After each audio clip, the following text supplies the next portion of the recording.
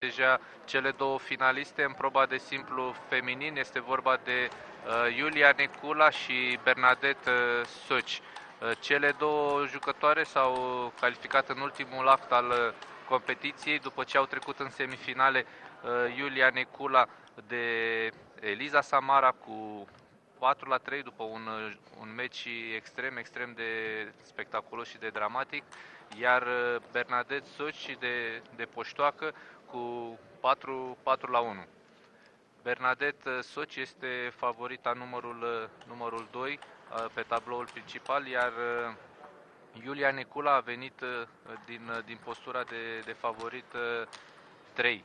A produs practic surpriza competiția, spune, prin eliminarea favoritei numărul 1, este vorba de Eliza Samara, după un meci, așa cum spuneam, extrem de spectaculos și de dramatic, și ne bucurăm că l-ați putut urmări în direct la GSP TV.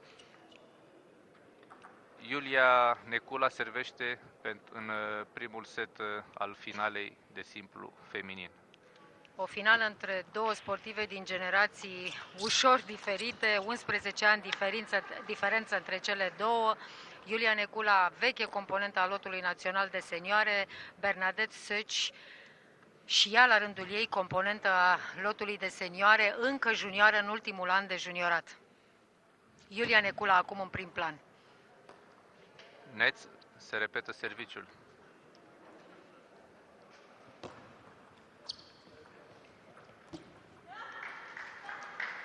La Berni a ținut-o în mingi scurte pentru a nu-i da posibilitatea să inițieze. Două jucătoare cu stiluri de joc relativ asemănătoare, ambele stau aproape de masă și direcționează cu contre. Bernadette Soci, cu o săptămână în urmă, a avut o declarație fulminantă după Superliga de seniori, după campionatul național pe echipe, în care a spus că își dorește extrem de tare să devină campioană națională de senioare și să-și păstreze titlul și de data asta să o învingă pe Samara în finală. O declarație curajoasă, aș spune eu, o declarație tupeistă. Iată însă că ea se află astăzi în finala de simplu feminin. Ar fi fost interesată o finală, o partidă Eliza Samara cu Bernadette Soci, dar... Și să spunem în acest început de partidă că marea absentă, să repetăm de fapt că marea absentă a acestei competiții feminine este Daniela Dodean, care de câteva zile a reînceput antrenamentele la clubul ei din Viena. Să amintim că în luna decembrie a fost operată la genunchi și a avut 2 luni de recuperare.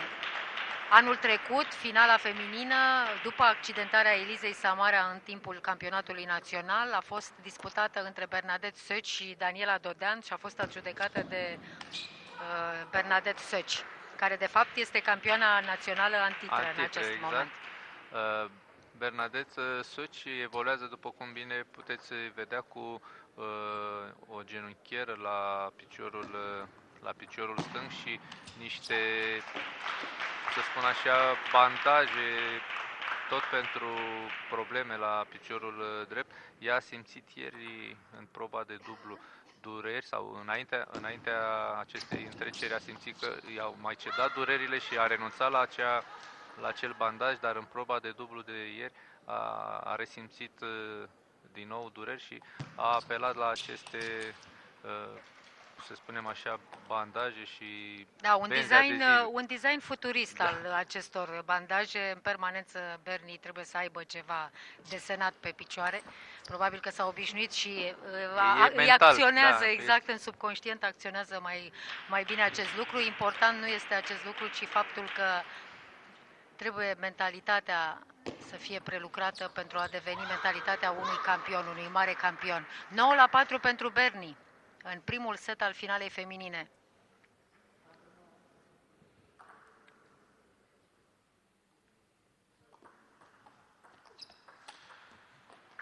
Iulia Necula vine după un meci epuizant cu Eliza Samara și parcă acel meci a slăit-o, a vlăguit-o, să spun așa, și nu are aceeași energie la masa de joc.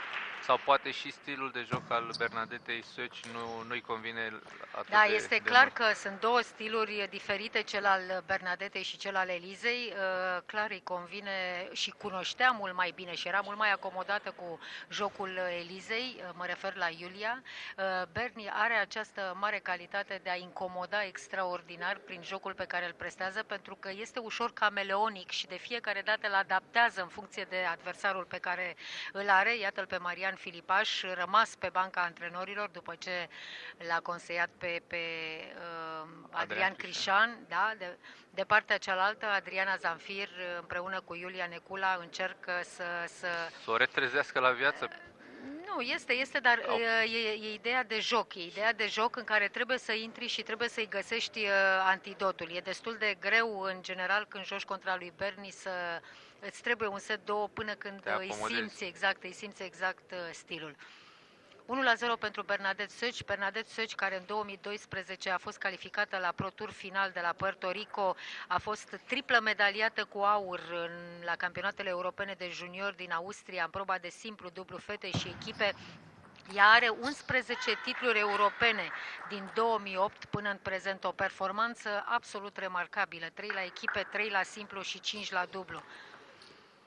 Este jucătoarea care, practic, în proba de cadete și în proba de junioare a câștigat tot ce se putea câștiga, nu i-a rămas titlu necâștigat, nu i-a rămas selecție în echipa lumii care să nu o fie atins și, practic, este cea mai titrată jucătoare la acest nivel.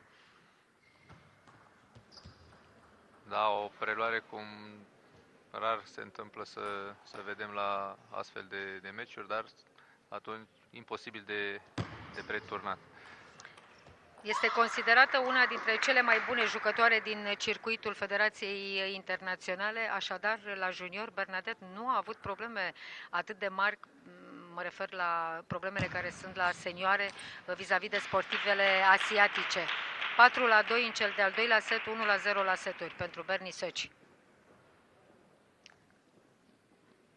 Anul trecut, aici la Buzău, în luna februarie, locul 1 la top 10 Europa pentru Bernadette Söci, top 10 de juniori.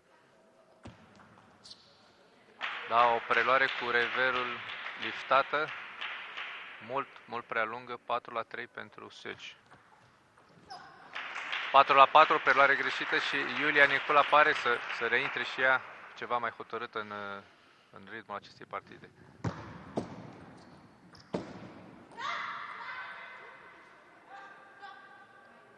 Iulia își propune să dea peste ea. O mulțime de sunete scoase de Berni. Are un stil de a se încuraja extrem de interesant și în același timp extrem de enervant pentru adversară. Face parte din joc acest lucru, nu e interzis. Să ne aducem aminte de tenisul de câmp, unde jucătoarele mari, Șarapova și așa mai departe, au... Cu răgnetele de la serviciu și de la...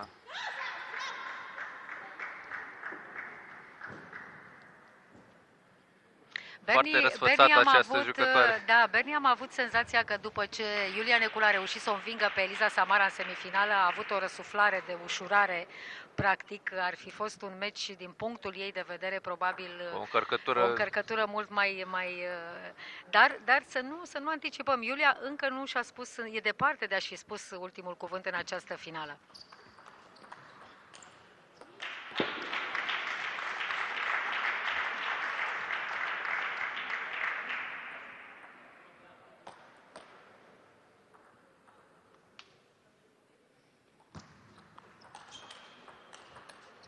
Da, ceea ce face Berni foarte bine în meciul ăsta este să alterneze extraordinar contrele cu topspin-ul și practic viteza de reacție și viteza cu care lovește mingea este destul de dificilă pentru adversara sa astăzi, care este totuși un tempo ca joc, un tempo mai înceată decât Berni. Exact, în meciul cu Samara i-a convenit Iuliei Necula pentru că Eliza se îndepărta de masă și deși lovea de acolo tare, avea timp în Necula să anticipeze și să blocheze. Aici e pe care de lângă masă, iar aici Berni are un plus de viteză de reacție. Exact.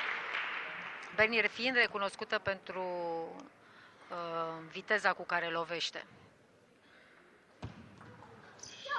Da, un serviciu clasic de rever. Puțin întors din poanie. Exact, întors. Berni are o mișcare extrem de dificilă de retur, care atunci când iese este practic o armă imbatabilă. Ai senzația că va tăia mingea și în ultima secundă, de fapt, i-a dat dar cu atac. Zvâgnește lovitura, da. Foarte bine a ieșit Bernadette din această minge. La un moment dat părea învinsă, făcuse un pas în spate, a reușit însă să taie. Iată, topspin, al doilea topspin cu pas în față, excelent. 10-8, 2 mici de set pentru Bernadette Soci.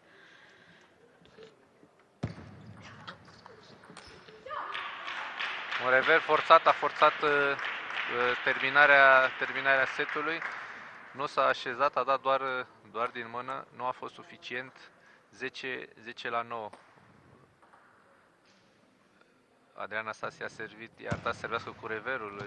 Iulia i-a făcut altceva. Da, bun această așezare. Iulia s-a simțit mai confortabil cu acest serviciu clasic cu reverul de sus. Este un serviciu care de mult există exact. În tenisul de masă. Da, e rândul lui Berni să aibă inițiativa.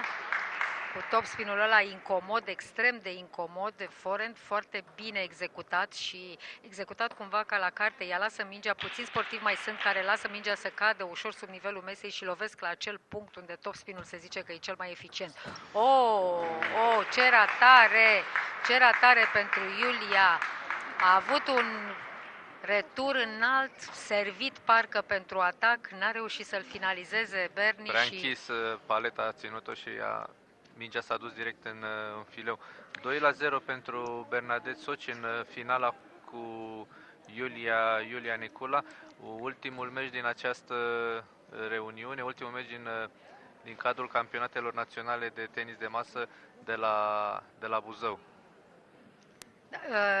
Ce este foarte dificil în jocul Bernadettei, pe lângă loviturile, pe lângă întreaga gamă de lovituri tehnice de care dispune, este și această Bernadettei, pe lângă loviturile, pe lângă întreaga gamă de lovituri tehnice de care dispune, este și această viteză în joc și această nerăbdare a jocului.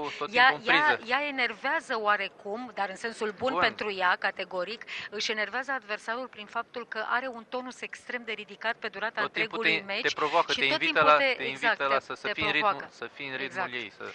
Ea nu oprește motoarele, deci ea probabil categoric și tinerețea și dorința aceasta nebună, explozivă de joc, fac din ea un adversar destul de incomod din punctul ăsta de vedere, nu numai ca joc, ca stil de joc.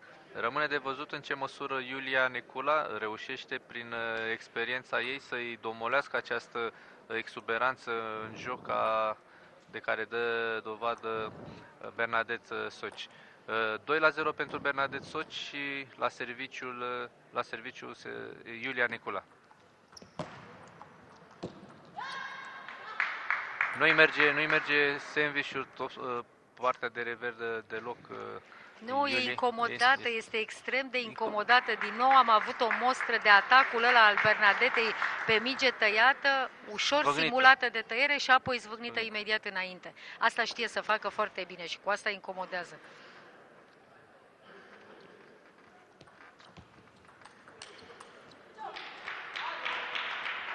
Da, Iulia se agață, Iulia încearcă să facă ce știe, dar parcă mai motivată și mai prezentă în joc este Bernadette, care domină. Da, este impecabilă acolo lângă masă, nu face pas în spate și știe să finalizeze și să pună punctul pe ei atunci când este nevoie.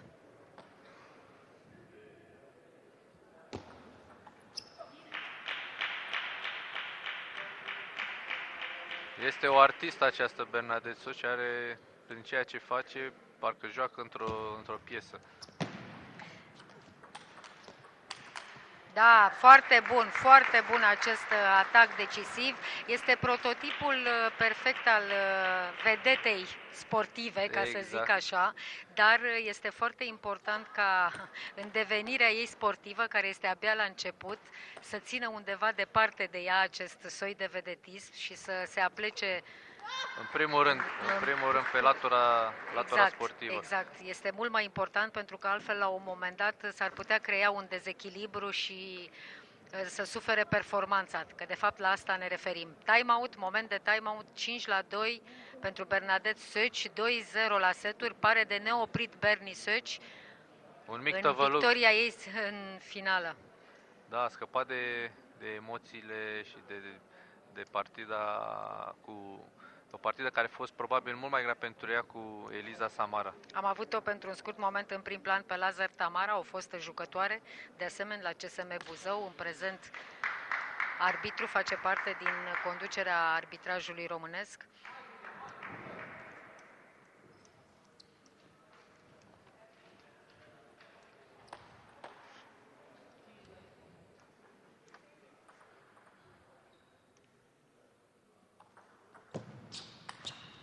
Da, serviciu, topspin,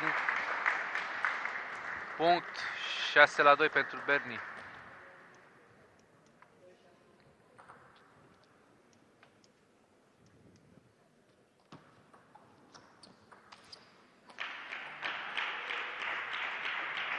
Un atac ratat, în moment în care se întoarce către antrenorul ei.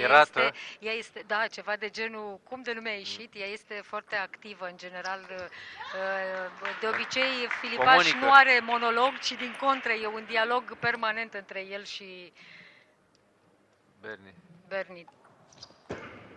Da, un serviciu în sus, cu efect în sus, pe care Iulia nu l-a simțit și l-a tăiat în out.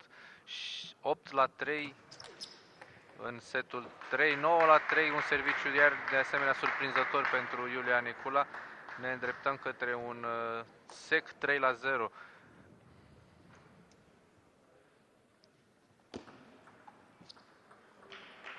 Da, este serviciul cu care a reușit să o incomodeze Iulia. De fapt, destul de puține au fost mijloacele folosite astăzi de Iulia în meciul cu Bernie, care au incomodat-o pe aceasta. 9-5 pentru Bernadette Söci în finala probei feminine.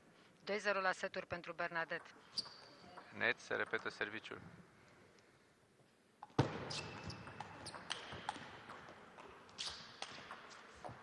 Oh, excelent, excelent acest topspin al lui Bernie.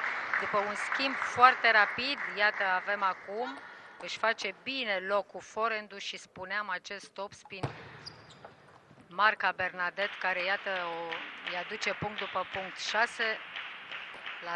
6-10, 4 mici de set pentru Bernadette în această finală. Care a fost surprinsă în revers.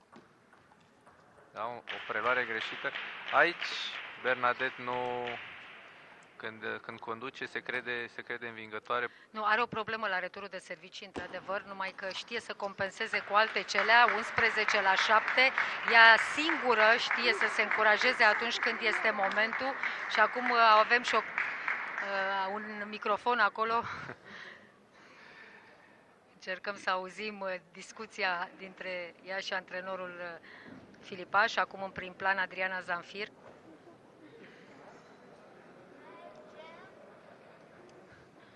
Este o popușe de fetiță răsfățată. Fratele său, așa cum spuneam, este mult mai echilibrat bine, are și 20 de ani, este mai mare. Este în același timp sportiva care însă de la o vârstă foarte, foarte mică a plecat de la Târgu Mureș, descoperită fiind acolo de Romeo Lupașcu, a fost preluată de ochiul expert al regretatului Gheorghe Bozga, care a adus-o în Târgu Mureș la o vârstă la care alți copii abia învață să stea cu cheia de gât singuri acasă și singură într-o cameră de cămin sportiv la sala sporturilor, la sala centrului olimpic de acolo. A învățat de la Bistrița, da, a învățat să își ia viața în mâini, practic, pe cont propriu. Este o persoană care nu este teamă de nimic și are un tupeu extrem de favorabil când e vorba de performanță. În momentul în care universul este la masa de tenis. Se reduce la tenis de masă. Asta nu este nimic rău atâta timp cât atrage și performanța după sine.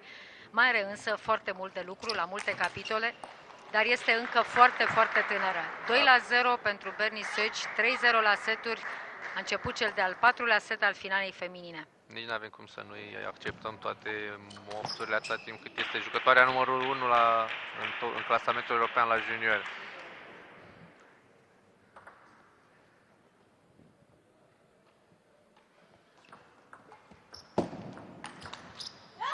Oh, frumos, foarte frumos.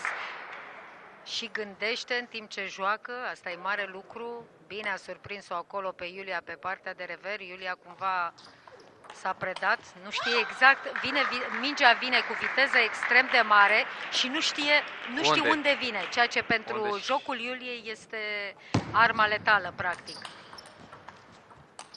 Da, dacă ar fi putut și ar fi reușit să facă mai des această întrerupere, ar fi fost altceva, însă este destul de greu de făcut acest lucru într-un joc foarte rapid de contre. Se pare că m-am înșelat când am spus că vom avea campioana după una dintre învingătoarele semifinalei, Necula Samara.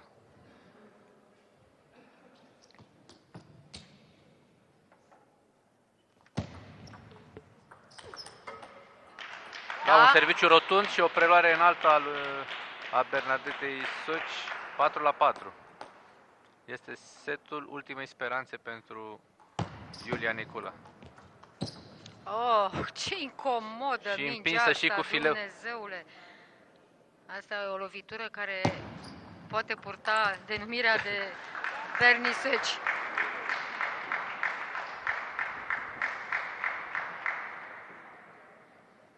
Se pare că nimic nu o poate opri pe Bernadette Soci din drumul spre cel de-al doilea său titlu de campioană națională la individual. Bun serviciul, din nou același serviciu pe care îl folosește Iulia în momentele critice.